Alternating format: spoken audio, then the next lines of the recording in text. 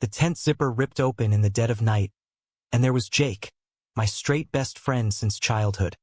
His face pale under the moonlight, whispering words that shattered my world.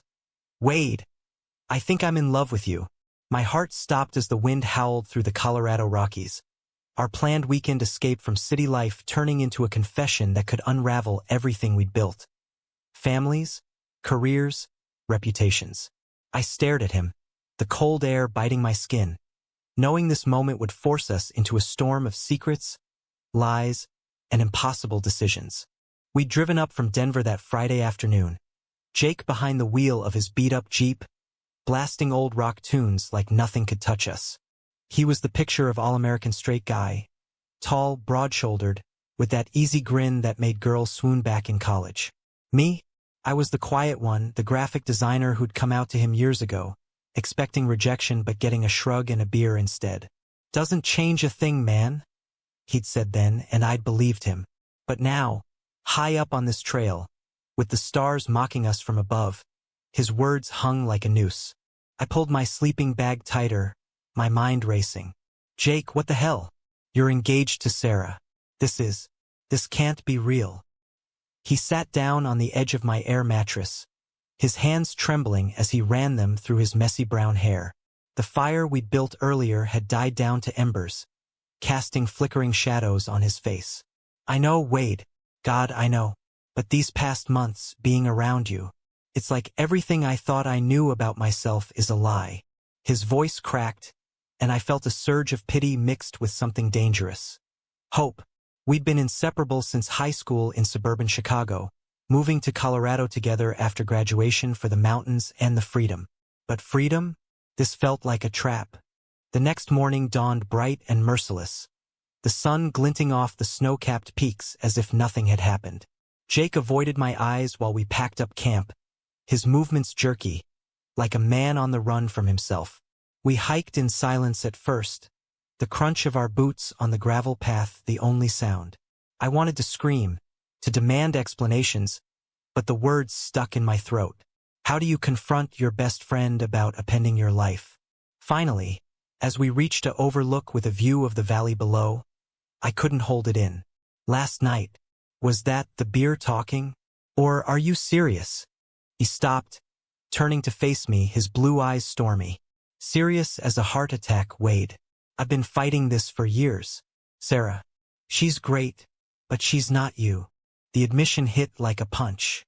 Sarah was his high school sweetheart, the girl his conservative parents adored, the one planning their wedding in 6 months.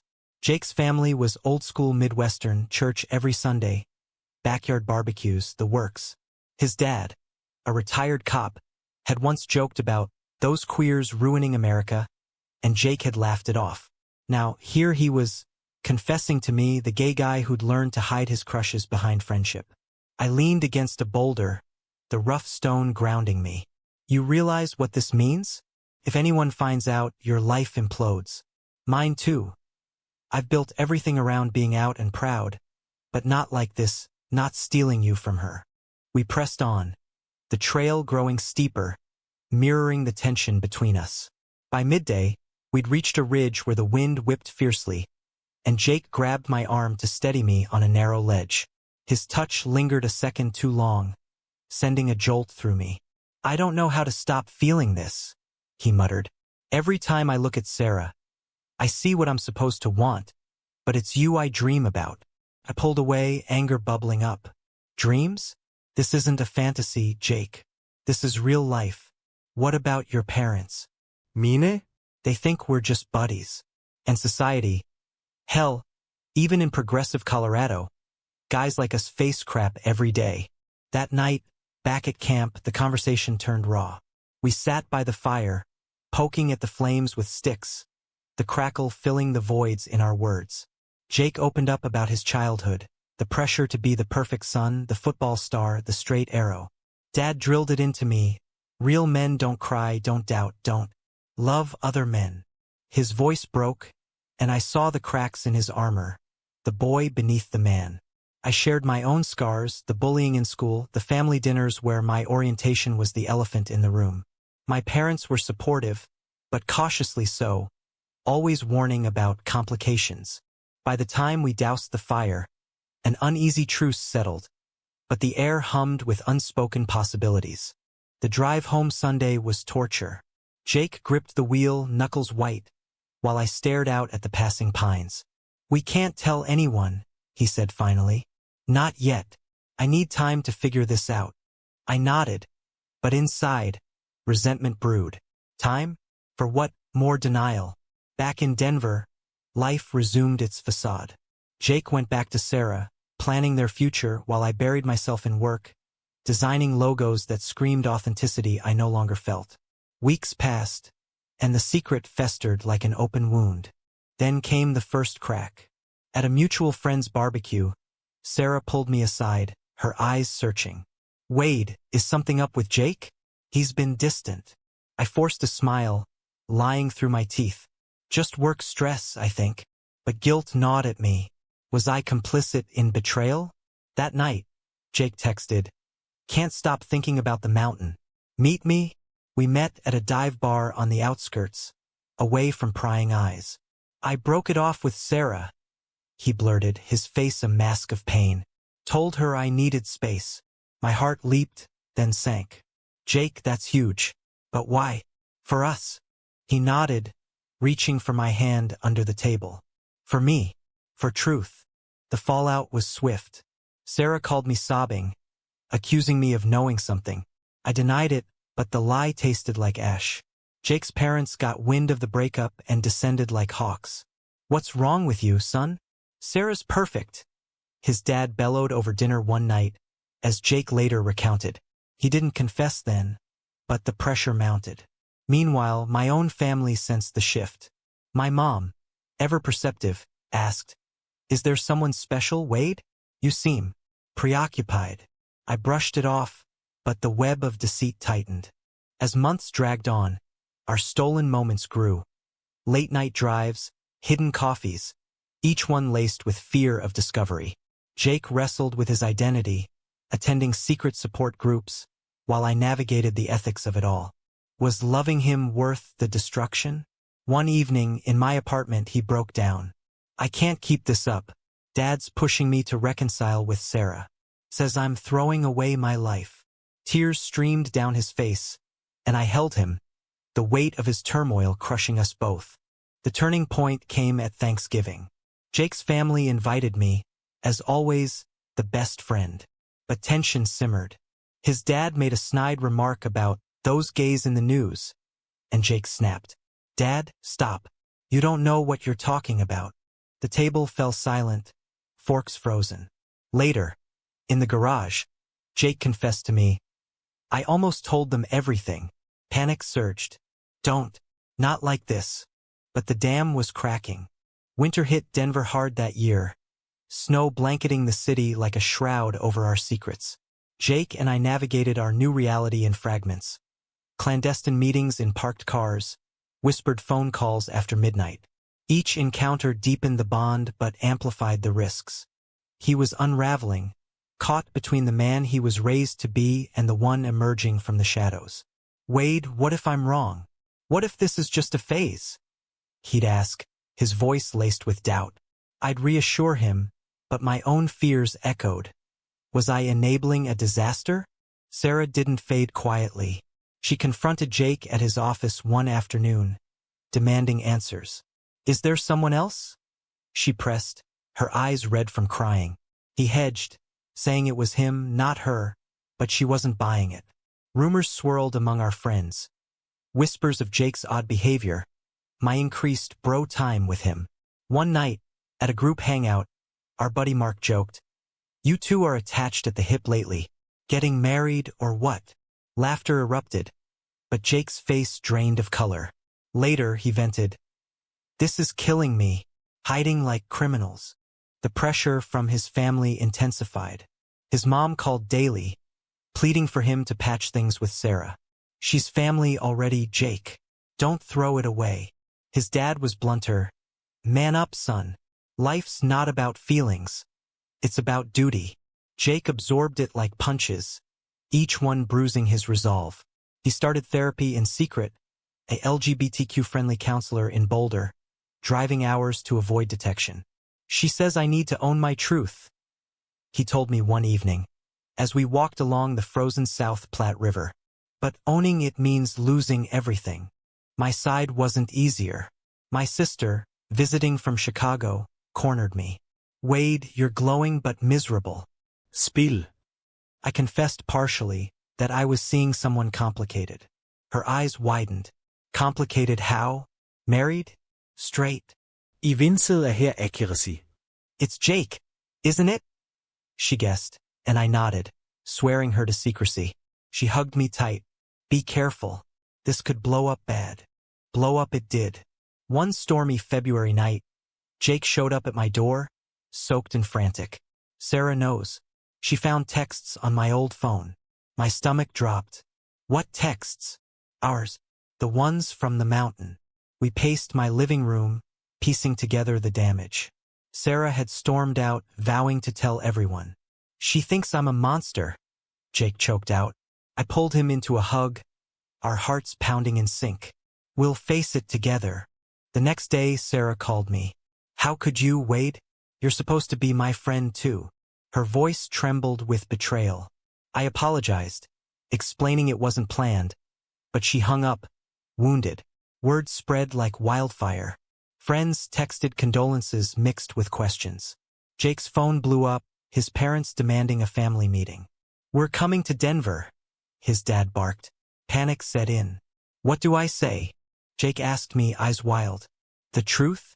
Or more lies? The meeting was a battlefield. In a neutral coffee shop, Jake's parents sat stone-faced as he haltingly came out.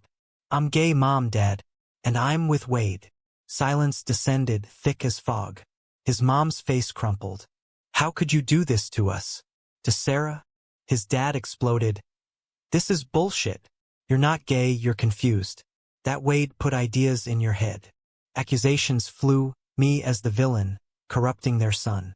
Jake defended me, but the hurt in his voice was palpable. They left in anger, cutting off contact. Isolation hit hard. Jake moved in with me temporarily, our apartment a sanctuary amid the chaos. But society's judgment lurked everywhere. At work, Jake faced sidelong glances. Rumors cost him a promotion. They say I'm unreliable now, he confided, staring at the ceiling one sleepless night. I lost a client who didn't align with my lifestyle. Friends divided, some supportive, others ghosting us. The moral quandary weighed heavy. Had we chosen love over loyalty? Was happiness worth the pain inflicted? Spring brought tentative healing. Jake reconciled partially with his mom via tearful calls. I love you, but I need time, she said. His dad remained distant, a wall of disapproval. We attended Pride events discreetly, finding community in stranger stories. But doubts crept in. Did I push you into this? I asked one day as we hiked a familiar trail. He stopped, turning to me. No, Guade. You showed me who I am. But the cost. God, the cost. A betrayal from within nearly broke us. Mark, our friend, outed Jake publicly on social media, framing it as concern. Pray for my bro, he's lost his way. Comments poured in, hate mixed with pity. Jake spiraled, questioning everything. Maybe they're right. Maybe I should have stayed with Sarah. We argued fiercely that night. You can't go back, I shouted. This is you. He stormed out, leaving me alone with my fears. He returned hours later, apologetic. I can't deny this anymore, but we need to fight smarter. We lawyered up against the online harassment, turning pain into purpose. Therapy helped Jake process his internalized homophobia, rooted in his upbringing. I confronted my own guilt. Had I been selfish, pursuing what I wanted? Summer tested our resolve. Jake's sister, supportive secretly, invited us to a family reunion covertly. Dad's softening, she whispered, but arrival brought confrontation. His dad pulled him aside. Choose us or him. Jake stood tall. I choose truth. If that means losing you, so be it. The words hung heavy, a declaration costing blood ties. The fallout from the reunion lingered like smoke after a fire. Jake's dad didn't speak to him for weeks, his silence a louder rejection than words. His mom wavered, sending mixed messages, love laced with pleas to reconsider. We leaned on each other, our relationship a fragile anchor in the storm. But external pressures mounted. At a local bar one night, a group of guys recognized Jake from the social media drama. "Hey, aren't you that queer who ditched his girl?" one sneered. Jake tensed, but I pulled him away, hearts racing. "This is our life now," he muttered in the car. Constant targets? Work became a battleground. Jake's boss, a conservative type, reassigned him to menial tasks. Performance issues, the email read, but we knew better. He filed a complaint, sparking an HR investigation that dragged on, draining his energy. I supported him, but my own career stalled. Clients wary of controversy. Money tightened, forcing tough choices. Skip vacations, cut luxuries. "Is this the price of authenticity?" Jake asked over cheap takeout one evening. I nodded grimly. "Seems so." Moral del lemes depend. Sarah reached out unexpectedly, wanting closure.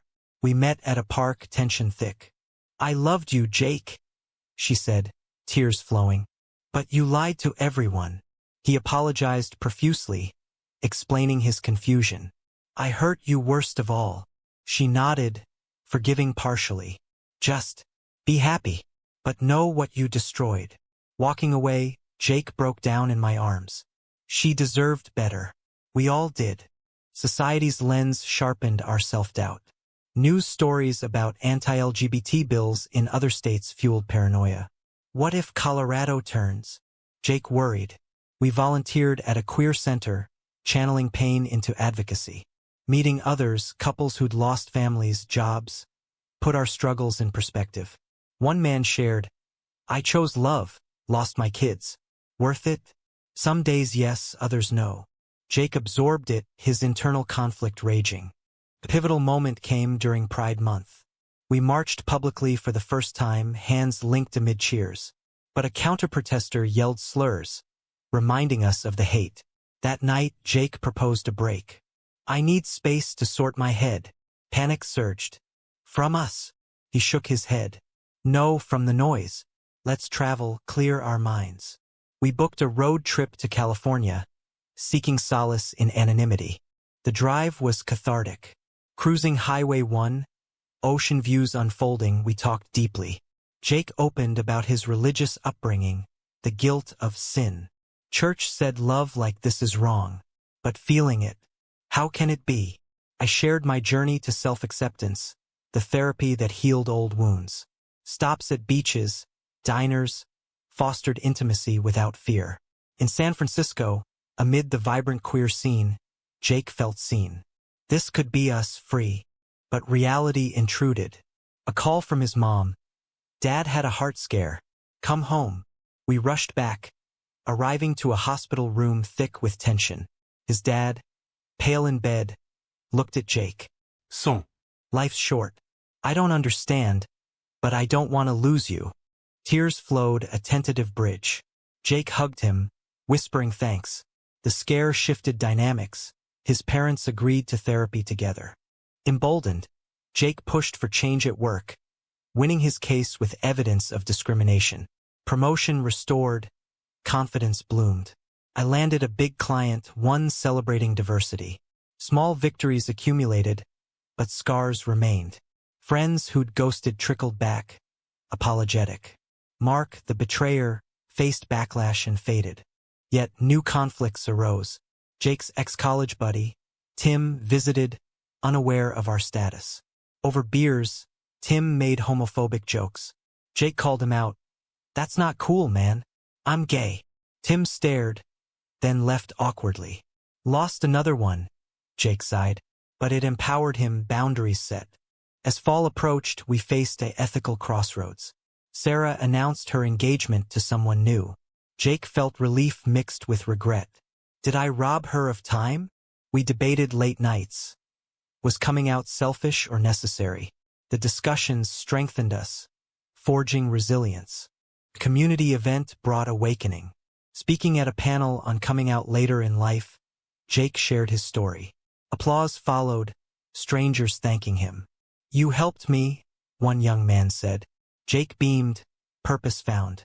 "Back home," he turned to me. "This pain, it's leading somewhere good." Autumn leaves painted Denver in hues of gold and red, a deceptive calm before winter's bite. Our lives stabilized somewhat, but undercurrents of unrest persisted. Jake's family therapy sessions yielded progress, his dad admitting fears rooted in ignorance. "I was raised that way," he confessed during a joint dinner. "But seeing you happy, maybe I was wrong." Hugs replaced arguments, though trust rebuilt slowly. His mom baked pies, a peace offering, but questions lingered. "Are you sure, Jake?" "No going back."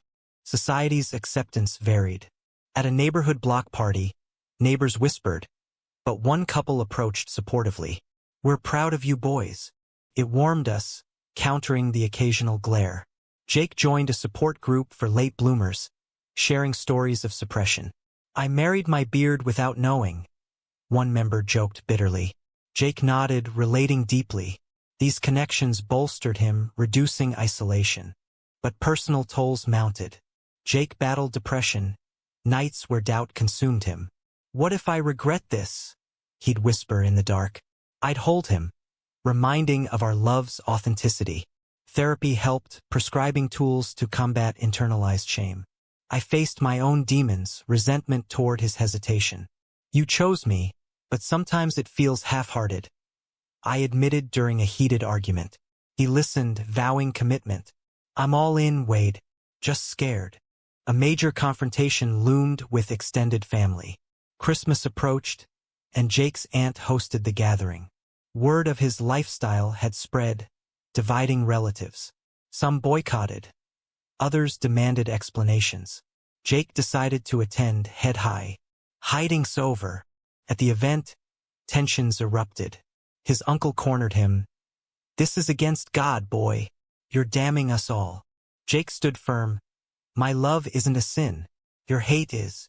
The room polarized, some defended, others left. His cousin pulled him aside. "I'm by, Jake. You gave me courage." A silver lining amid wreckage. The new year brought professional drama. My firm faced backlash from a conservative partner over my public persona. "Clients are complaining," he claimed.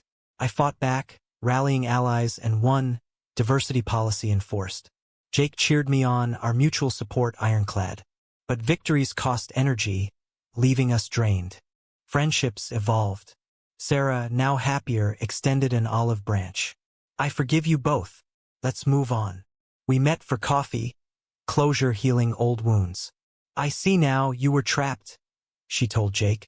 He nodded gratefully. Other friends recommitted, hosting us for dinners, normalizing our coupledom. Yet, ethical debates persisted. In group therapy, Jake questioned, "Did I betray my vows to society?" Discussions delved deep, duty versus self. One session, a member shared losing custody over orientation. The system's rigged. It fueled Jake's activism. He lobbied for LGBTQ rights, channeling pain productively. Spring renewed hope. We adopted a dog, symbolizing stability. Walks in parks fostered normalcy. But a health scare tested us. Jake's routine checkup revealed stress-related issues. "Slow down," the doctor warned. We prioritized wellness, hiking again, reclaiming the mountains positively. A betrayal resurfaced. Tim, the old buddy, apologized via email. "I was wrong. Ignorant." Jake forgave, but boundaries held. People change or don't. It taught caution. As summer bloomed, we planned a commitment ceremony, small, intimate. Invites went out, responses mixed. Jake's parents attended hesitantly, a milestone. Vows exchanged amid tears. "I choose you, flaws and all." Joy overshadowed past hurts. But reality checked in. Post-ceremony, online trolls targeted us. Jake's work email flooded with hate. We reported, but damage done. Sleepless nights returned. "Is happiness always this hard?" he asked. I sighed. "For us, maybe." Awakening deepened. Volunteering at youth shelters, we mentored queer teens. One boy's story mirrored Jake's, repressed, afraid. "You made it," he said. Jake smiled. "Barely, but worth it." With fall's return, our story circled back to reflection. Years compressed into months of turmoil had forged us anew. Jake's family ties mended unevenly, holidays civil if strained. His dad's occasional calls signaled progress. "How's Wade?" Simple words, profound impact. Society's acceptance grew in pockets. Denver's progressive vibe a buffer against broader prejudices. But news of setbacks elsewhere, court rulings, hate crimes, kept vigilance high. Personal growth flourished. Jake published an essay on his journey, anonymized but raw. Responses poured in, support, criticism. "You destroyed lives for selfishness," one commenter raged. It stung, sparking debates. Was personal truth paramount? We discussed endlessly, concluding balance elusive. Conflicts lingered subtly. At a reunion with college friends, subtle judgments surfaced. "Never pegged you for this, Jake," one said. He laughed it off, but later vented. "They see me differently now." I empathized, our bond a shield. Moral quandaries evolved. Did we owe apologies forever? Sarah's wedding invite arrived. We attended, bittersweet. "Happy for you," Jake told her. She smiled. "You too." Professional lives stabilized. Jake advanced, mentoring diverse hires. I freelanced successfully, embracing identity. But costs tallied. Lost relationships, emotional scars. Worth it. Jake pondered one evening as we watched the sunset from our balcony. Most days, yes. The ultimate test came via an unexpected letter, his dad's full apology. "I was wrong, son. Love you both." Tears flowed, closure at last. Prompted Jake to advocate louder, speaking at events. "My story's not unique, but it's mine." As winter neared, we reflected on the mountain that started it all. A return hike symbolized full circle, tent pitched, fire crackling.